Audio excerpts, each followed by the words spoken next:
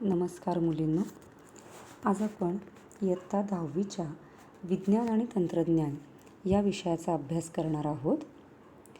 धड्याला सुरुवात करण्याअगोदर आपण या विषयाची गुणविभागणी जाणून घेणार आहोत. विज्ञान आणि तंत्रज्ञान या विषयाचा 100 गुणांचा पेपर आहे.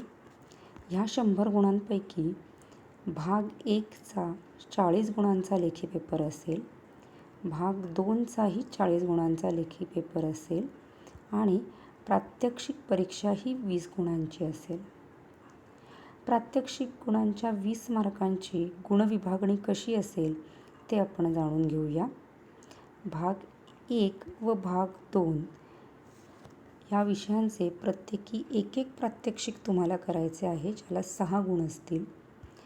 तुमच्या प्रयोगवहीला 4 गुण असतील आणि इयत्ता 9वीमध्ये तुम्ही जी उपक्रम वही बनवलेली आहे तीच वही तुम्हाला 10वीलाही वापरायची आहे. त्या उपक्रम वहीचे 4 गुण असतील.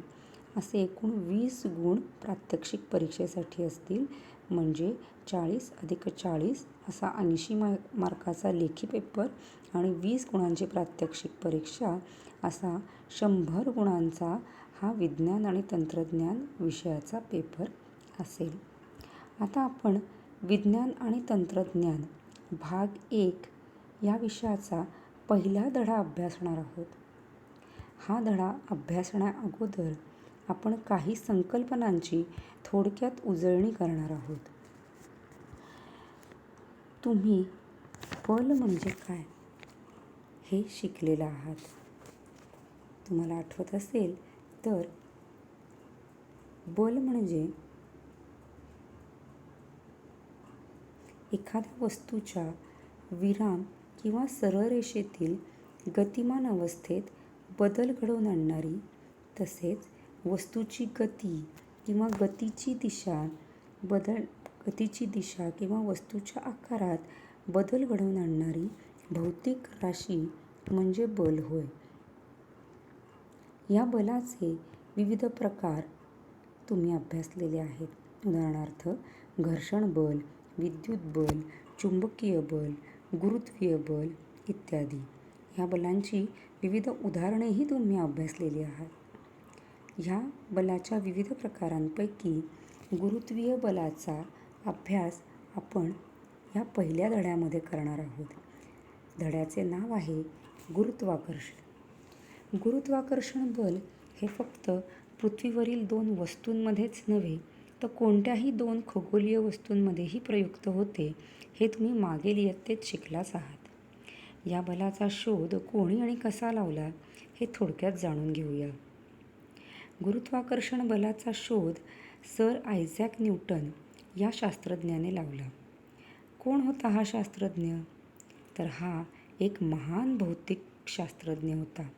तसेच तो एक उत्तम गणितज्ञही होता. यांनी 3 गतिविषयक नियमांचा शोध लावला. हे नियम तुम्ही इयत्ता 9वीमध्ये शिकलेलाच आहात. त्याचप्रमाणे त्यांनी परावर्तक दुर्बीणही बनवली आहे. परावर्तक दुर्बीण बनवणारे सर आयझॅक न्यूटन हे पहिले शास्त्रज्ञ आहेत. तर यांनी ह्या गुरुत्वाकर्षणाचा शोध कसा लावला याविषयी एक छोटीशी गोष्ट सांगण्यात येते. सर आयझॅक न्यूटन हे सफरचंदाच्या झाडाखाली बसलेले असताना सफरचंद त्यांच्या अंगावर पडले. सफरचंद पडल्यानंतर न्यूटन विचार करू लागले की सफरचंद सरळ खालीच का पडले? झाडावरून पडणारे सफरचंद तिरके का पडले नाही किंवा क्षितिज समांतर रेषेत सरळ का गेले नाही? बऱ्याच विचारांती त्यांनी निष्कर्ष काढला की पृथ्वी सफरचंदाला स्वतःकडे आकर्षित करीत असेल व या बलाची दिशा पृथ्वीच्या केंद्राकडे असेल आणि म्हणूनच सफरचंद झाडावरून क्षितिज लंब दिशेने खाली पडले. न्यूटनने विचार केला की जर हे बल झाडावर वेगवेगळ्या उंचीवर असलेल्या प्रत्येक सफरचंदावर प्रयुक्त होत असेल तर ते बल पृथ्वीपासून खूप दूरवर अधिक उंचीवर असलेल्या चंद्रासारख्या वस्तूंवरही प्रयुक्त होत असेल का? आणि यातूनच त्यांना गुरुत्वाकर्षणाचा शोध लागला. चंद्र पृथ्वीभोवती याच गुरुत्वाकर्षण बलामुळे गोलाकार कक्षेत फिरतो. हे बल जर नसते तर चंद्र सरळ रेषेत जात राहिला असता. आता हीच वर्तुळाकार गती आणि केंद्राकडे प्रयुक्त होणारे बल समजून घेण्यासाठी एक छोटीशी कृती समजून घेऊया. एका दोरीच्या एका टोकाला दगड बांधा.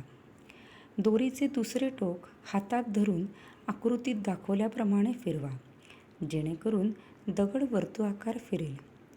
आता तुम्ही इथे बघाल की दगडाची गती ही वर्तुळाकार आहे.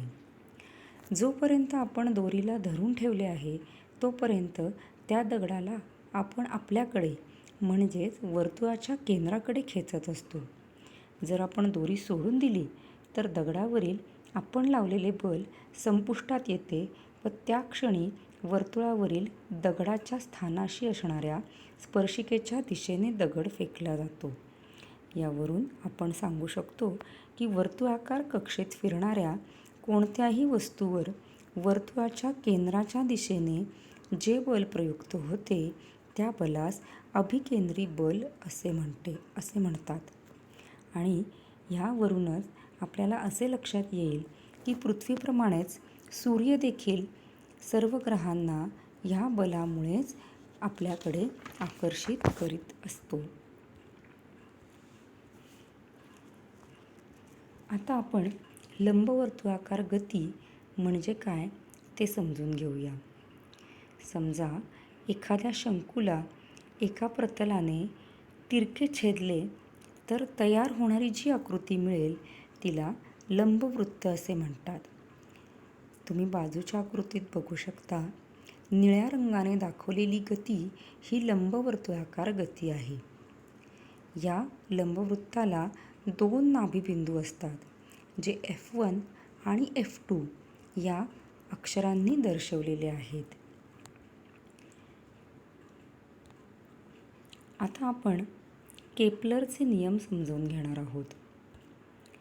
केपलरचा पहिला नियम आहे, ग्रहाची कक्षा ही लंबवर्तुळाकार असून सूर्य त्या कक्षेच्या एका नाभीवर असतो. बाजूला आकृतीमध्ये तुम्ही बघू शकता, आकृतीमध्ये S या अक्षराने आणि लाल रंगाने सूर्य दाखवलेला आहे, तर A या अक्षराने ग्रह दाखवलेला आहे. आणि हा S तुम्ही मगाशी जी आकृती बघितली त्यापैकी F1 या नाभीवर आहे. F1 किंवा F2 कुठल्याही एका नाभीवर या नाभीवर आहे आणि A हा ग्रह ह्या सूर्याभोवती लंबवर्तुळाकार कक्षेमध्ये परिभ्रमण करीत आहे. केपलरचा दुसरा नियम आहे, ग्रहाला सूर्याशी जोडणारी सरळ रेषा ही समान कालावधीत समान क्षेत्रफळ व्यापन करते. आकृतीमध्ये तुम्ही पुन्हा एकदा बघू शकता की AB व CD ही ग्रहाने समान कालावधीत पार केलेली अंतरे आहेत आणि म्हणूनच ASB आणि CSD ही वर्तुळपाकळीसारखी दिसणारी जी क्षेत्रफळे आहेत ती समान आहेत. केपलरचा तिसरा नियम आहे, सूर्याची परिक्रमा करणाऱ्या ग्रहाच्या आवर्तकालाचा वर्ग हा ग्रहाच्या सूर्यापासूनच्या सरासरी अंतराच्या घनाला समानुपाती असतो. ग्रहाचा आवर्तकाल म्हणजे काय, तर ग्रहाला सूर्याभोवती एक परिभ्रमण पूर्ण करण्यासाठी लागणारा कालावधी म्हणजे ग्रहाचा आवर्तकाल, जो T या अक्षराने दर्शवला जातो. तर ग्रहाचे सूर्यापासूनचे सरासरी अंतर R या अक्षराने दर्शवले जाते आणि म्हणूनच हा नियम आपण गणिती रूपात खालीलप्रमाणे लिहू शकतो, T वर्ग समानुपाती R घन. येथे T हा ग्रहाचा आवर्तकाल आहे, तर R हे ग्रहाचे सूर्यापासूनचे सरासरी अंतर आहे. आत्ताच आपण हे केपलरचे जे 3 नियम शिकलेलो आहोत मुलींनो, हे 3ही नियम तुम्ही व्यवस्थित पाठ करायचे आहेत. बोर्डाच्या परीक्षेसाठी हे 3 नियम अत्यंत महत्त्वाचे आहेत आणि हे नियम आहेत जसेच्या तसे हे नियम तुम्हाला लिहिता आले पाहिजेत. तर मुलींनो, आज आपण इथेच थांबूया. या पुढील भाग आपण पुढच्या तासाला बघणार आहोत. धन्यवाद.